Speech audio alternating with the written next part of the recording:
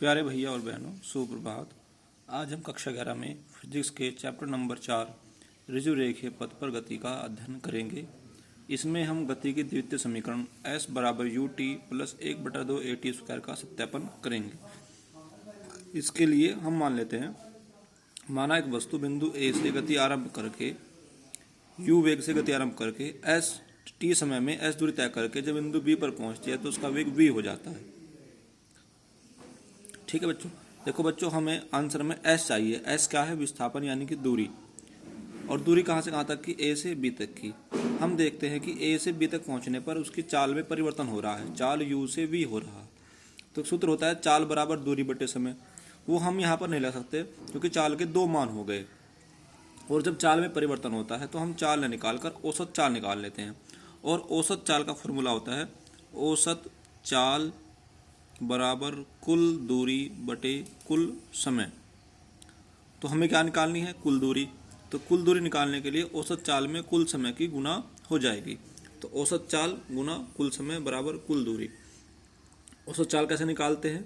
प्रारंभिक चाल और अंतिम चाल को जोड़कर उसका आधा कर देते हैं। तो अब हमें आंसर में v भी नहीं चाहिए, तो हमने v का मान रख दिया। v बराबर होता है u प्लस ए टी गति के प्रथम समीकरण से, जो हमने सिद्ध कर चुके हैं। तो v का मान रख दिया। इसे कोष्ठक को खोल दिया यहाँ पर। अब u को u में जोड़ने पर 2u आ जाते हैं। इस t की गुना अंदर कर दी तो 2ut plus A T square upon 2। इस 2 से इसे अलग अलग भाग कर दिया। यहाँ पर 2 से 2 कट गया तो ये आ गया s बराबर ut plus 1/2 A T square. यही गति की द्वितीय समीकरण है। अब हम गति की तृतीय समीकरण v स्क्वायर बराबर u स्क्वायर प्लस 2s का सत्यापन करते हैं। हम देखते हैं गति की तृतीय समीकरण लगभग ऐसे ही है जैसे कि प्रथम समीकरण। तो मैंने गति की प्रथम समीकरण को लिख लिया, v बराबर u प्लस ए टी। अंतर यह है कि यहाँ पर v है, वहाँ पर v स्क्वायर है, यहाँ पर u है, यहाँ पर u स्क्वायर है। तो मैंने दोनों पक्षों का वर्ग कर दिया। जब इसका वर्ग किया तो ये v का v स्क्वायर हो गया, ये a प्लस b का होल स्क्वायर हो रहा है। तो फॉर्मूला खोल दिया, a square plus b square plus 2ab u square जो का तुम। इसमें से a को मना रहा है, हमने ले लिया। यहाँ पर बचा a t square plus 2ut। a तो बाहर चला गया। फिर मैंने इसे 2 से गुना और 2 से भाग कर दिया। क्यों कर दिया अभी लग जाएगा पता आपको कि अब फिर भाग करने के बाद मैंने इसे 2 से अलग अलग डिवाइड किया तो यहाँ 2 से 2 कट गया, यहाँ पर बच गया ए टी स्क्वायर अपॉन 2। तो ये U T plus 1/2 A T square बन गया। ये वैल्यू होती है एस की, इसीलिए मैंने इसे 2 से गुना और 2 से भाग किया जैसे कि यहाँ पर एस बन जाए। तो ये गति की तृतीय समीकरण भी सिद्ध हो गई।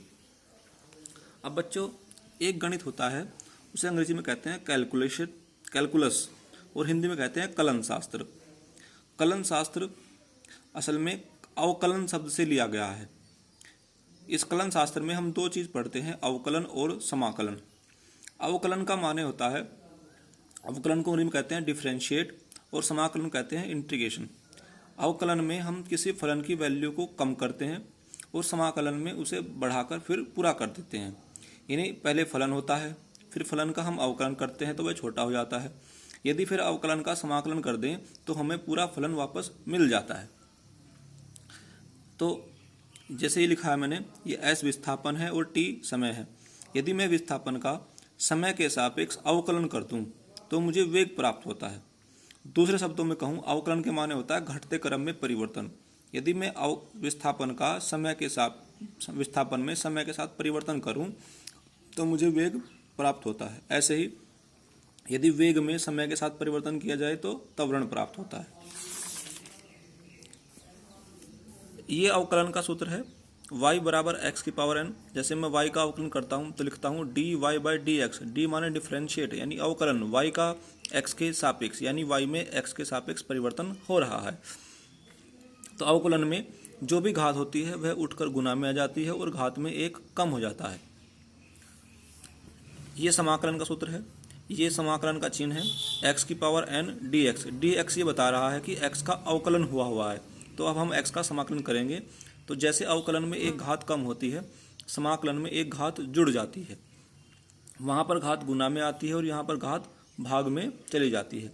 तो x की पावर n dx का समाकलन हुआ x की पावर n प्लस 1 बटे n प्लस 1। समाकलन में कुछ लिमिट्स का भी प्रयोग कर सकते हैं जिसे निश्चित समाकलन बोलते हैं।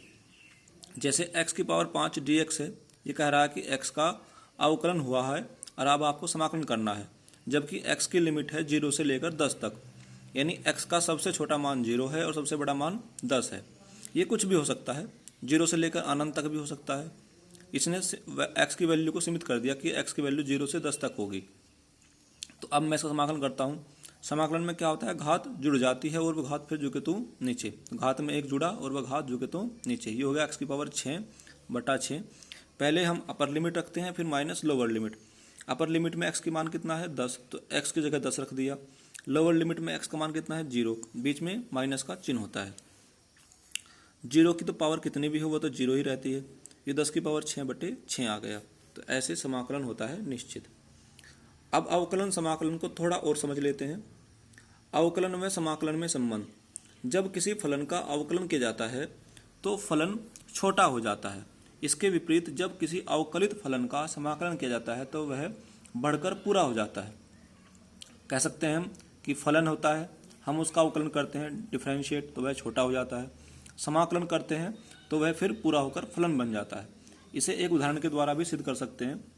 उदाहरण है, माना एक फलन है y बराबर 5x की पावर 5 प्लस 4x की पावर 2 प्लस 3x इसकी पावर 1 है। ये फलन है, मैं इसका अवकलन करने जा रहा हूँ।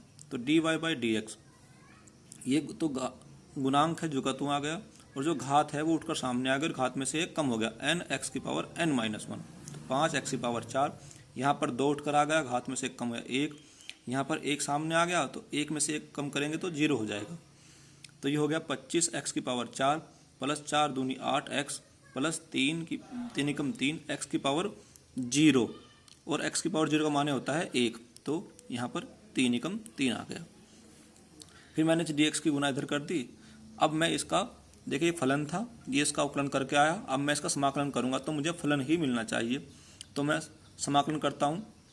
ये समाकलन चिन्ह लगा दिया मैंने दोनों पक्षों पर कि अब समाकलन हो रहा है। dy का y हो गया 25 जो का तू, समाकलन में क्या होता है, घात जुड़ जाती है, तो 4 में 1 जुड़ा 5, 5/5। तो यहाँ पर 1 था तो 1 में 1 जुड़कर 2 आ गया, 2 आ गया। यहाँ पर x है ही नहीं, x है नहीं, दिखाई नहीं दे रहा, क्योंकि यहाँ पर x की पावर हम लिख सकते हैं 3 गुना x की पावर 0, क्योंकि x की पावर 0 का मान तो 1 होता है, तो 3 ही रहेगा। तो 0 में 1 जुड़ गया और वो फिर जुड़े तो नीचे आ गया। तो 5×5 = 25, 2 चौका 8 और 3 x की पावर 1। तो ये आ गया 5x की पावर 5, 4x की पावर 2 प्लस 3x। देखिए ये पुनः हमें फलन मिल गया। तो हम कह सकते हैं कि फलन क्या होता है, ये जैसे एक पेड़ है, ये कोई फलन है, अगर मुझे इसका अवकलन करना है, इसका मतलब शाखाएं काट दी मैंने, तो ये इस पोजीशन में आ जाएगा। समाकलन करने का मतलब है शाखाओं को पुनः फिर लगा दिया।